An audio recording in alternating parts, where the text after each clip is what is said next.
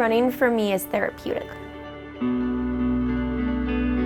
It's my time for me to connect with myself. It's the only time that I'm able to disconnect from everything and just really be with myself.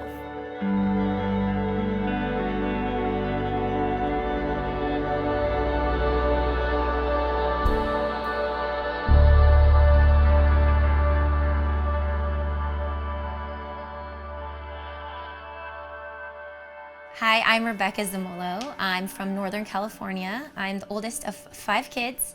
She appointed herself in charge, so she was always mothering the other kids.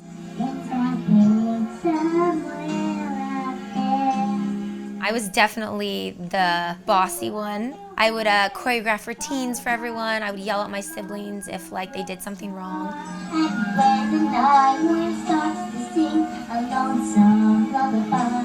I started doing acrobatic gymnastics, and I competed, and I went to nationals when I was 9, and then I turned over to artistic.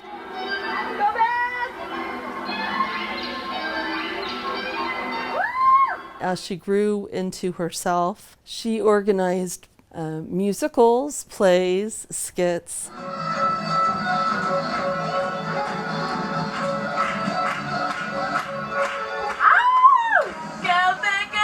I thought I wanted to act or do some type of performing, and I went to school for sports broadcasting. I didn't necessarily love school. Thank God I ran track in college because that kind of kept me in line for school. What I really wanted to do was act and perform, and so I just decided I was going to go for what I really wanted to do rather than just do what is the safe bet.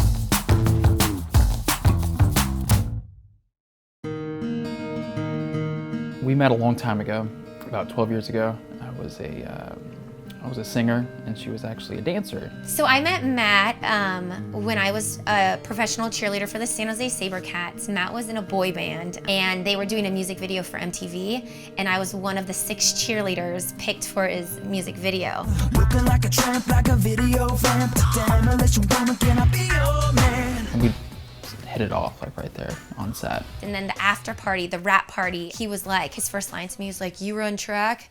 I used to run track. And I was like, okay.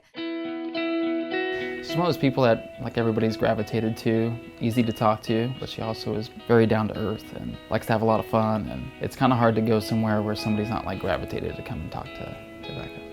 I tried to make it as a solo artist, and just one thing after another, it kept on stopping me from moving forward with that. He had gotten into the hotel business, and we both kind of decided, I decided, I was I'm moving to LA, and he was pretty excited to move too. We decided to take the next step and move in together and move down to Los Angeles.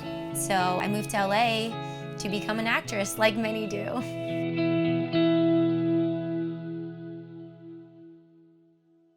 I'm gonna run out golf course the long way, and then I will go up to 26th bathroom because I always stop there. I remember I went for a run one day, and all of a sudden I was I have to run to the bathroom, and I ran back, went to the bathroom, and then went on again, and I went to the bathroom 3 times.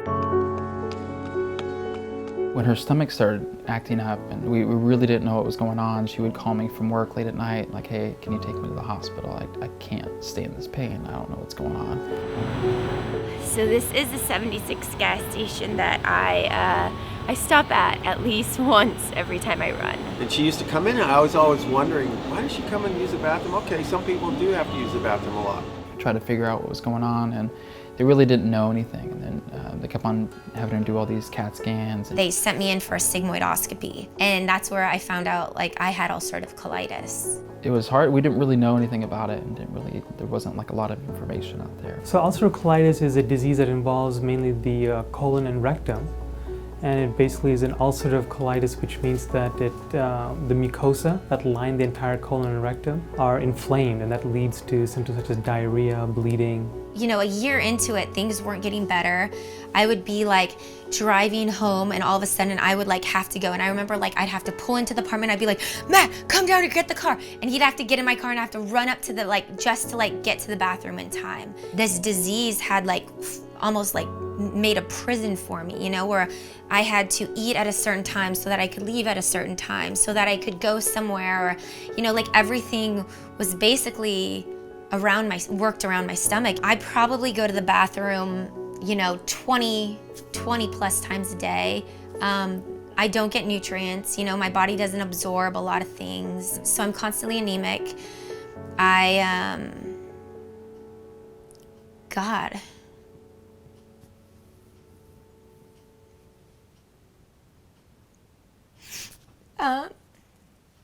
We really tried to figure out, okay, hey, there's a cure. We can go ahead and try to figure out how to do this. And they kept on giving her medicine after medicine after medicine, and nothing was working. I've had to take every medication possible. I listened, you know, at first I would listen to these doctors and they'd be like, you know, don't eat low fiber foods, this and that, which actually made my stomach worse. So I'd be in the hospital every 3 months. Eventually it just got to that point where surgery was necessary.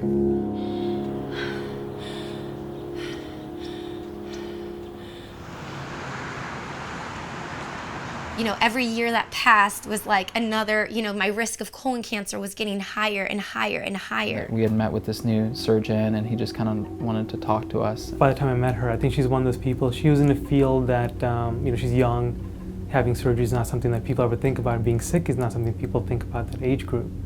So she's doing her best really to avoid surgery. They were recommending getting my colon removed, or part of it removed, and then carrying a bag. So in your case, the surgery we're planning to do is to remove the entire colon, including the rectum. We're going to take your small intestine and bring it up to the right side to divert you temporarily. And that's that'll be what you see here, the stoma. The stoma. I was like, I don't want surgery. It's like, hi, I'm here for the lead role. So the marking will be on the right side, right, for the ileostomies. I'm going to mark you 2 areas, one above the belly button and one below. Typically, it could either be oval shaped or round shaped, and it'll be here. It's literally my... Kind of like that. Some patients like to wear kind of flowy, you know, flowy shirts. You can't even tell. So you sometimes. can't tell. And this one you can kind of tuck in your pants if you wear yoga pants or. But these are guts. Yeah, so it's part of, so we exteriorize your. When she put a bag up on me and I was like, oh my God. It was tough. It was like, whoa, this body will never be the same again, you know? It made me sad, but also I felt a little at peace, knowing that this was the right decision. So, how are you feeling? Good? Yeah. Talking to my surgeon and hearing that I was the most severe case that they've had in, you know, over 2 years. I wanted to update you. I talked to you a little bit on the phone after your last colonoscopy. But Dr. Fahmy did mention that things looked really severe, the colitis.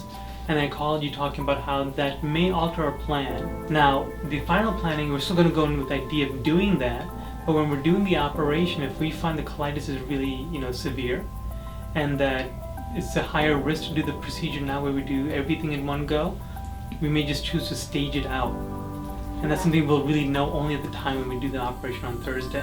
3 months or 9 months, depending on how much damage is inside. There's still even that risk that they go in and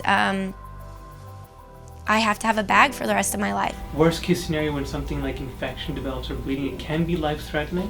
You could have blood clots in your legs that can go to your lungs, affect your breathing. These are all, again, worst case scenarios. Rare, but things that we're always aware of, okay? We really won't know until I'm under the knife, you know, there's just all these unknowns and question marks, and that's the scary part.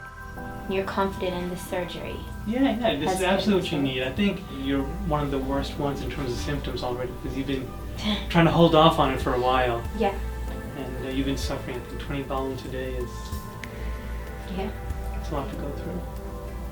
So this is absolutely what you need. Yeah. God, to see the other side and to be wow, I could be normal, or they're like, you might go to the bathroom 5 times a day. I'm like, 5 times a day? That's amazing. Like, I can't even remember that. I've been like fighting surgery for a long time, so. And you did well. Yeah. This is what you need now, so yeah, we'll take good care of you. This disease has really made my life a prison, and I feel like I'm such this like free, happy person, and you know, I try to be that, but I feel like I've lost a lot of like who I am from this, and I can't really fully be me because I'm constantly like worrying about this. Like there's moments in my day, you know, where I'm me for like 15 minutes or an hour. I'm on, you know, performing, and I forget. But then like the reality is that like I can't, you know, be me. And I'm looking forward to a nice little whole stoma, and that's it. Yeah. Hopefully. I don't need cake unless there's candles. I don't need cake unless it's chocolate. The night before my surgery, I wanted to have a party with all my friends, just the people that have supported me along the way, that have really been there for me. Okay, I'd like to make a speech. I want to say thank you guys all for coming. You know, I did my Kickstarter to raise money for this.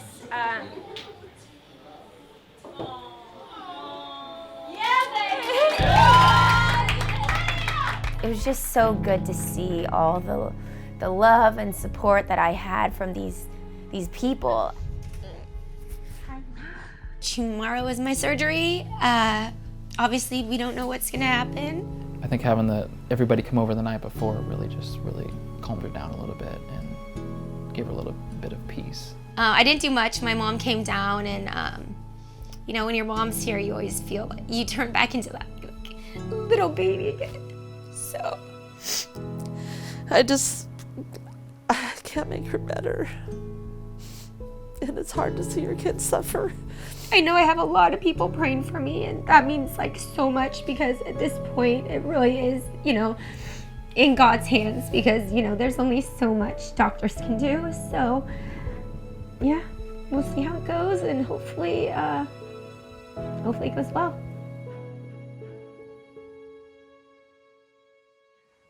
So it is 5 o'clock on Thursday, September 11th. I'm about to head over for my surgery.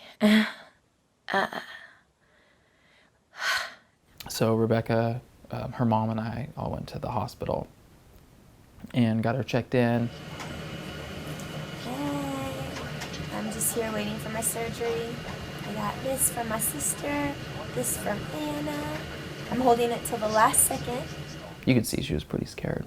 It was a little nerve-wracking. You can't really do anything at that point. You can see my mom. Stop. That's too close.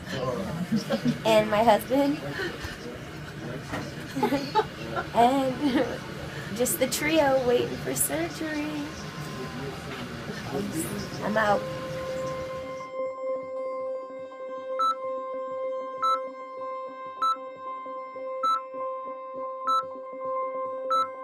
Waking up, I remember just seeing my I think I seen Matt, my mom, and it's 2:15. I just got out of surgery.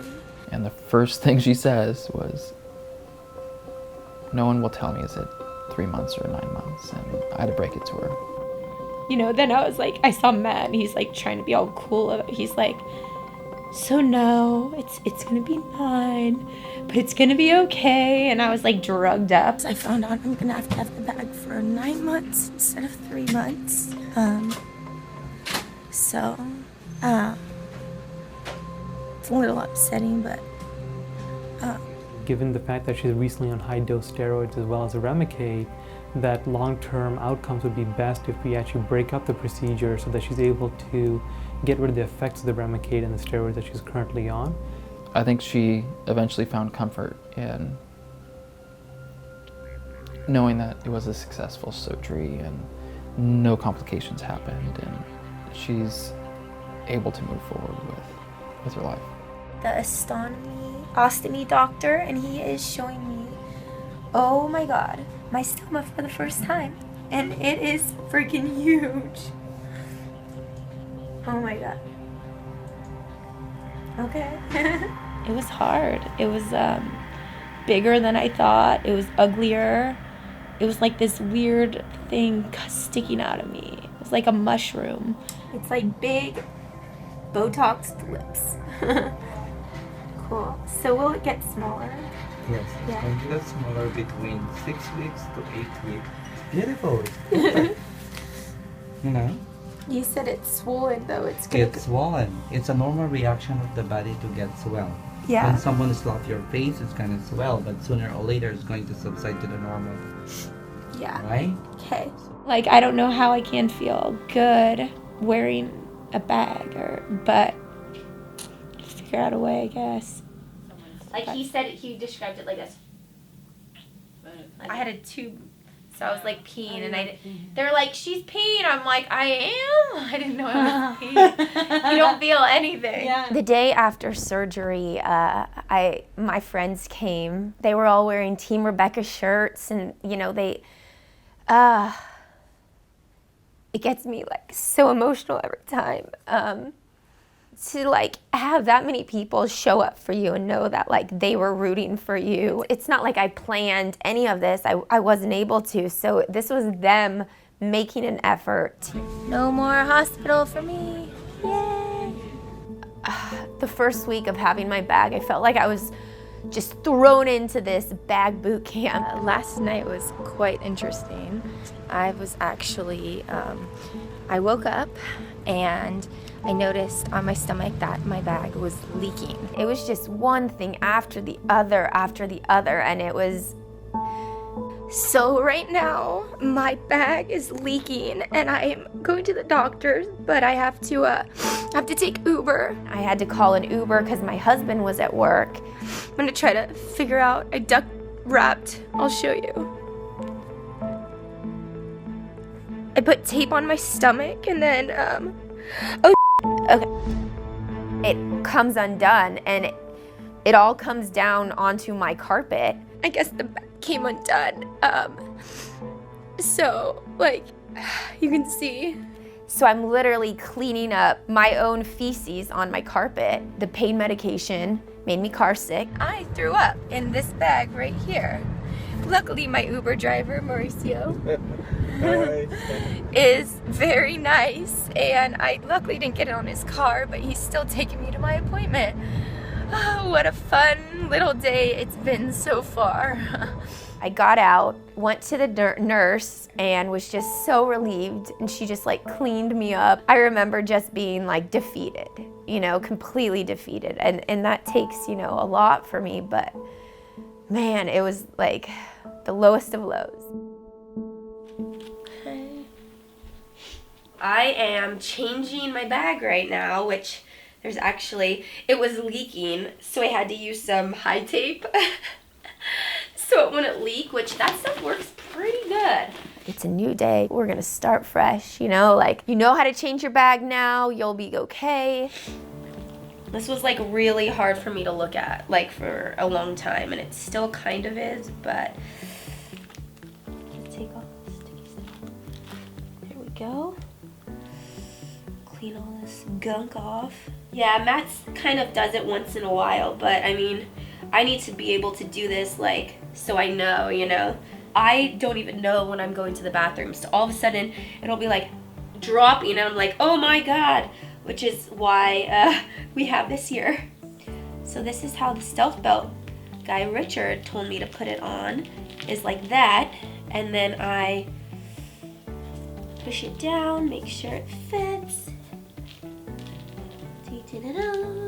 After a few weeks with the bag, I definitely had adjusted more. What I really noticed is I could eat foods that I hadn't been able to eat in years and not have pain. Like, I haven't done that. I would have never. I would have had to eat an hour and a half before, and I would have like had to make sure I went to the bathroom right before I left, and there's no way I could have just ate something right before and driven in a car and been okay. So it just blew up. Feel so it. If I it's wake like up like oh my gosh. It's like a balloon.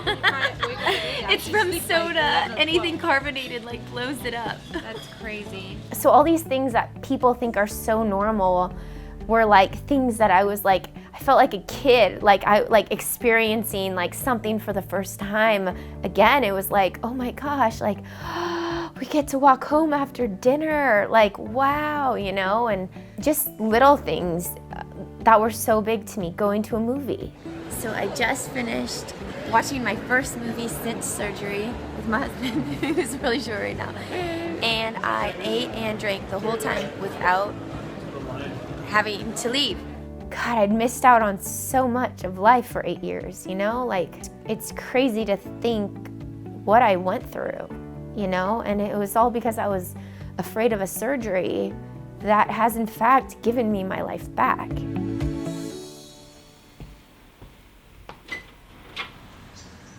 The first time I ran was so emotional. That was the first time in 8 years that in the first 2 minutes of my run, I hadn't had to use the bathroom. 7 minutes in, never done that. I just like, thank God, you know, that I can do this. Like what I was saying earlier, the littlest things that people don't realize, I'm just so grateful for.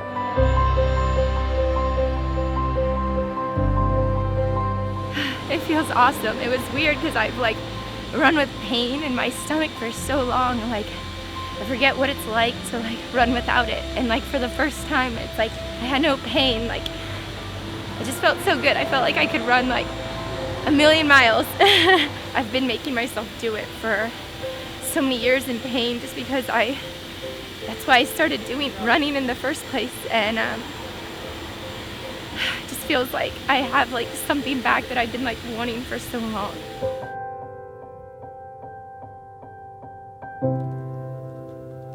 So it's been a little over 3 weeks since my surgery, and I'm finally feeling back to normal. About a month after my surgery, I felt stronger and better than I had felt in a long time. And I wanted a challenge. I think I'm making the decision to go ahead and do the half marathon, which is in November. The reason I chose the Las Vegas half marathon is because it was for the Crohn's and Colitis Foundation, the CCFA. Part of me was just like, are you serious? Like, you just had surgery. This is kind of like the time where you really need to focus on getting better. I felt like I was trying to convince him, and I know he was looking for the doctor's approval before I started going for it. The one thing we always say is stay very well hydrated. That's the most important thing after these kinds of surgeries. Is because the colon, its main job used to be to reabsorb all the water. So after you take it out, you run the risk of getting dehydration. I wanted to run not just for myself, but for all the people that, you know, couldn't.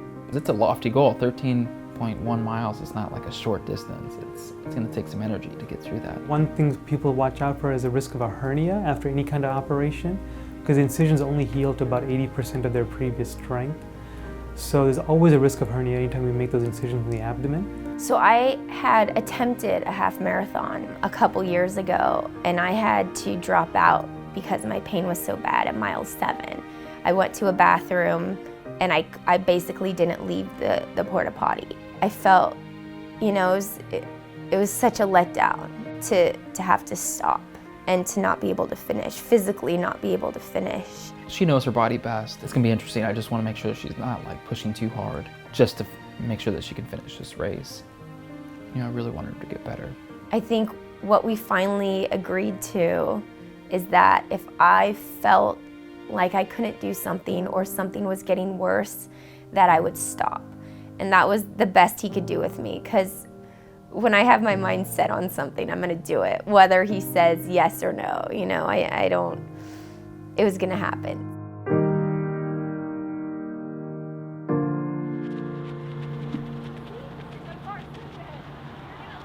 Since the half marathon was only a month away, I knew I had to start training pretty fast. I went for a run with Amy one day. I met her through my husband. They went to acting class together a couple years ago. She's a force to reckon with. I love her. I think she's got amazing energy and zest about life. She was just talking about the half marathon. She was gonna run 13.1 miles for me. And I'm just thinking in my head, like, you've you've never even run 5 miles. I'm doing this marathon for her, which it's such a bad idea. It really is, but because I hate running. And you're gonna do this half marathon? For me, it was at that point that I knew if my friends were there surrounding me and doing it with me and supporting me, that I could do 13.1 miles.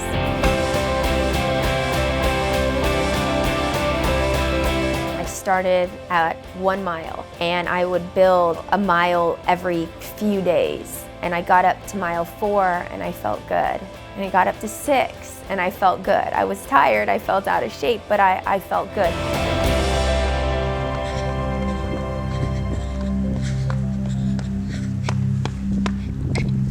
Hold on, we gotta stop. Oh. But then before I'd hit 8 miles, that's when I'd start to notice pain. What's wrong? I have pain. It just hurts really bad. I went to the doctor and they couldn't really figure out what was wrong. I was running today and at mile 7, I started feeling pain and it felt like my stoma was getting pulled out of my stomach. That was even more scary because it was kind of like I had to make that call, do I keep running or do I not? I'd go back down and run, 4 miles and I'd be okay, but every time I hit 8, I don't know, something in my body would cause pain and I couldn't finish.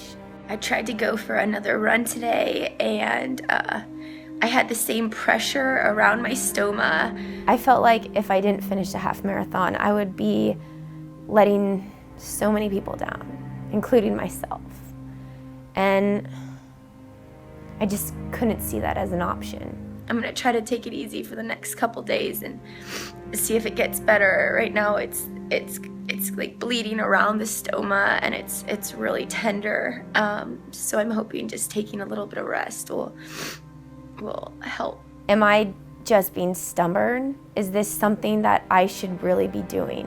Or am I risking my health?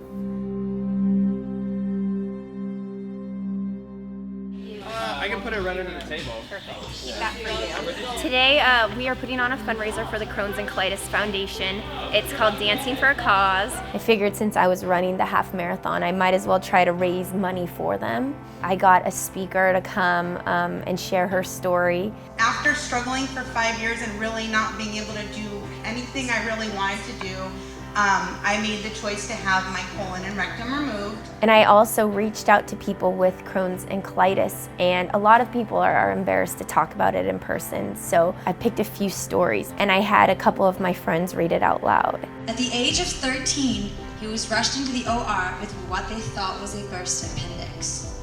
That's when he was officially diagnosed with having Crohn's disease. What these people go through, what I went through, it's such a internal struggle and no one really understands. And I think these honest letters that they had written really kind of gave people a glimpse into a world that not many people want to talk about. Next week I will be running the Las Vegas half marathon to raise money for it, and I just hope we find a cure so that it doesn't come down to surgery, because even though I lost my colon, I hope not everyone has to. It was cool because I had my stealth belt, I had my bag, and I was just able to dance. All the love that I had surrounded myself with throughout my surgery, throughout my recovery, they could help me get through this, and I could run a half marathon.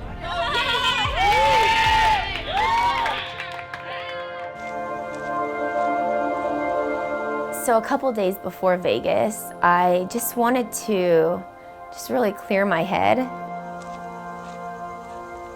The hike just kind of, just centered me. It helped me gather my thoughts. It helped me just appreciate how far I'd come.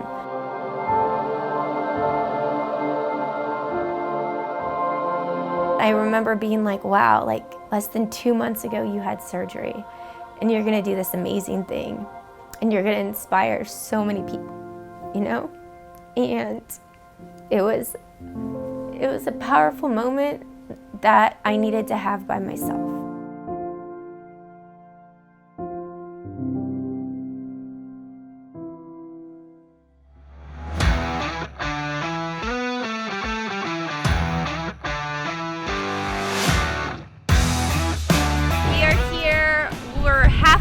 To Vegas. I run the marathon tomorrow, and I'm just road tripping with Jay and Matt, and this is probably the first road trip that I have felt good on. I was drinking coffee, water, juice, like you name it, I was drinking it, and I was just so happy. I remember we pulled off once to stop, and it was because the guys had to use the bathroom. A little nervous, but I'm ready to run and finish 13.1 miles.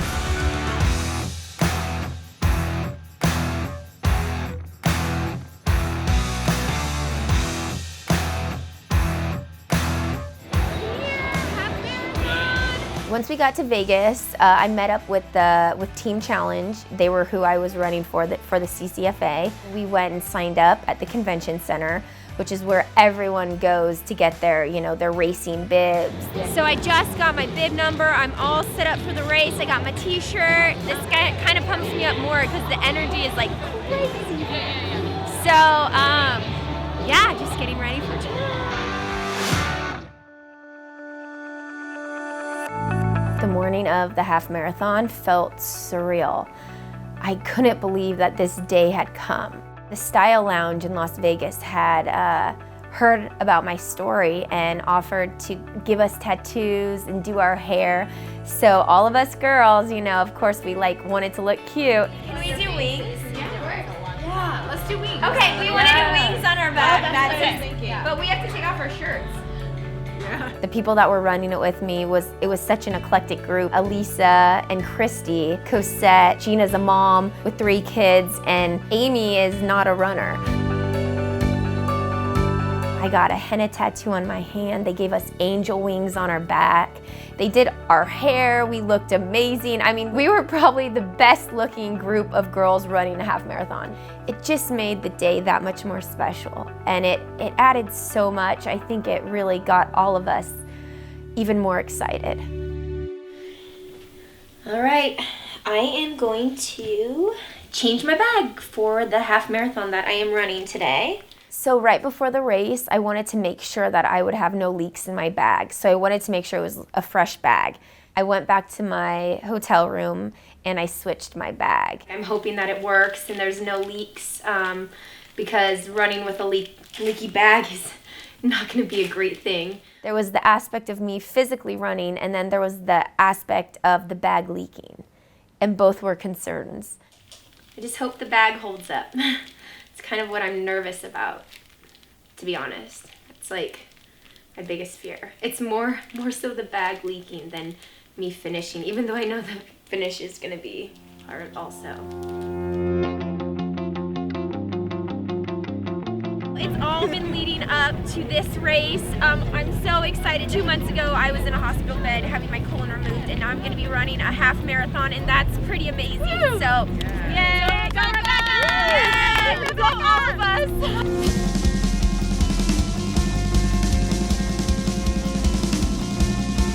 Macklemore performed. We were jumping around and rapping, and then you could just kind of see our faces going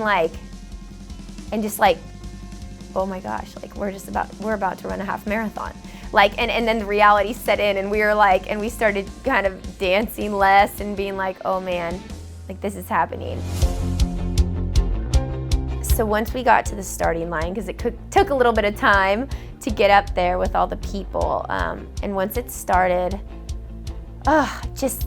9, 10, 9, 8, 7, 6, 5, 4, 3, 2, 1!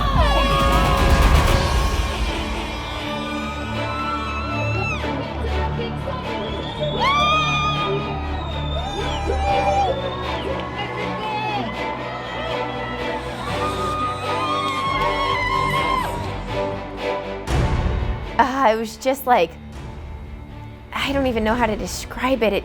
I just let everything go. I felt like a weight had been lifted off my shoulders.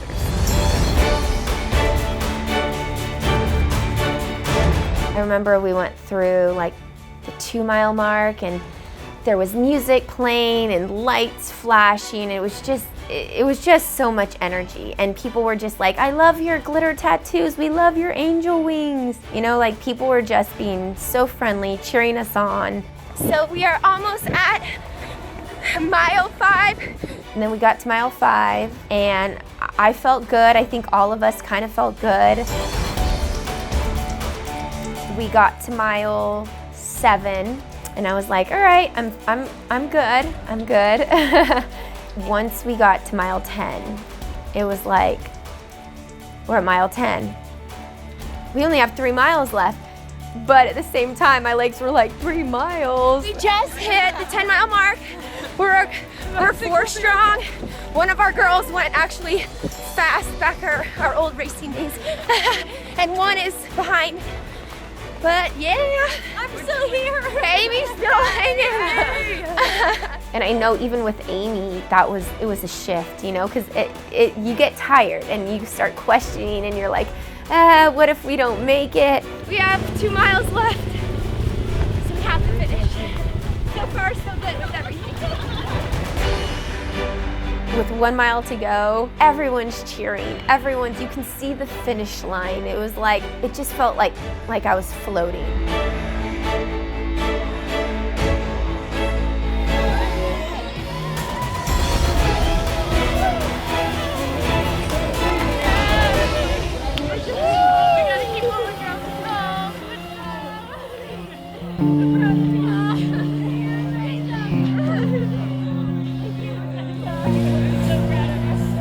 We crossed the finish line and we all grabbed hands and we just held hands, and like that was like for me what had just summed up my whole surgery. Like the support I had from all of these people and my friends, and they were doing this with me and we finished it together, and I felt like my surgery and my journey has been so many people's journey, you know? And I feel like that's why I had to do this. It's not just my story, it's a lot of people's story, you know, and I want them to know that they can have the happy ending. Get a medal! Yeah, we did it! Crossing that finish line was for more than just me. It was something that I'd done for something greater than myself.